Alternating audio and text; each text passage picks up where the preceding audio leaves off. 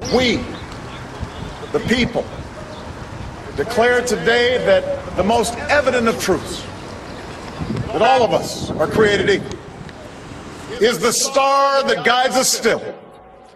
Just as it guided our forebears through Seneca Falls and Selma and Stonewall, just as it guided all those men and women, sung and unsung, who left footprints along this great mall, to hear a preacher say that we cannot walk alone. He knighted his inauguration.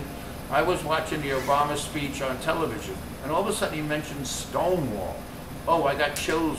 I started shaking because the President of the United States saying Stonewall. I called a few of my friends. They said, yes, we heard it, we heard it. Now we have part of his speech hanging in the window because we're very proud of that.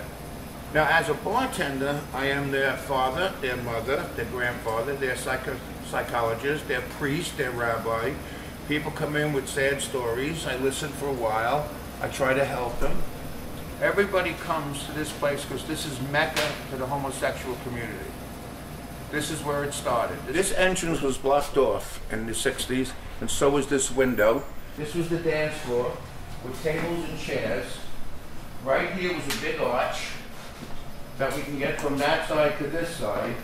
And in those days, if you went in the men's and ladies' room on that side, you could come out on this side.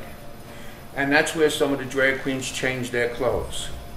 Nothing in this building is the original except the piping.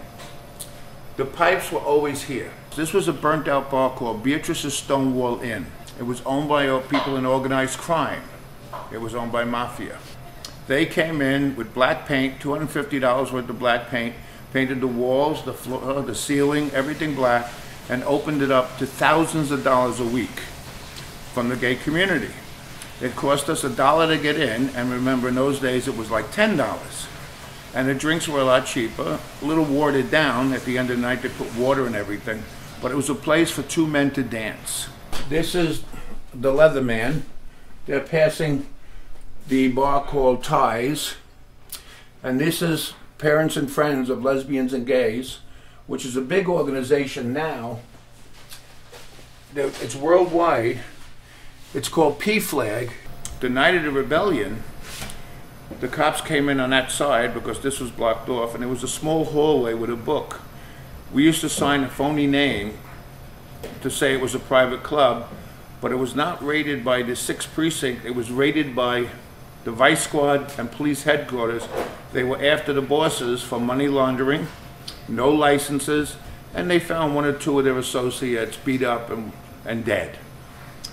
When the police came in that side, my friends and I kicked the plywood door out here, and we got out on the street before the cops blocked it. Outside there was maybe 30, 40 people.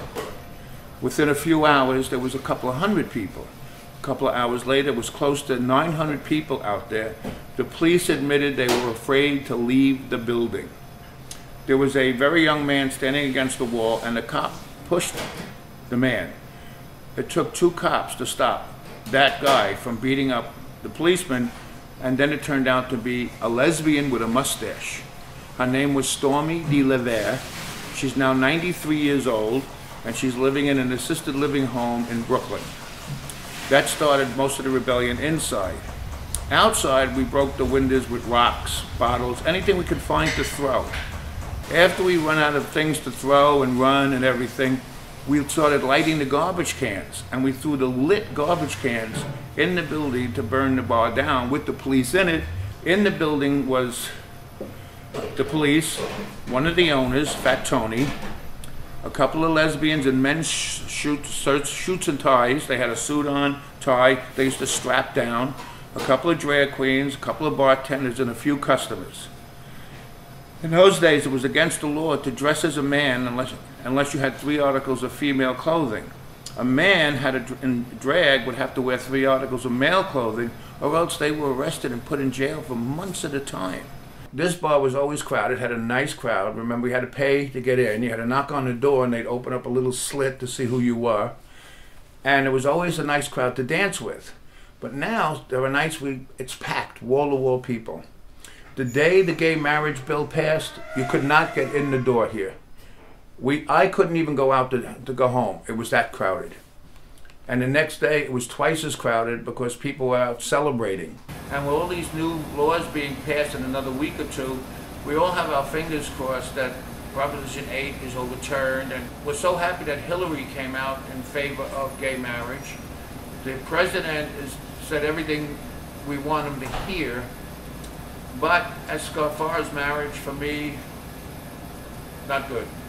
I've had 2 boyfriends in my life, one for 22 years, one for 13.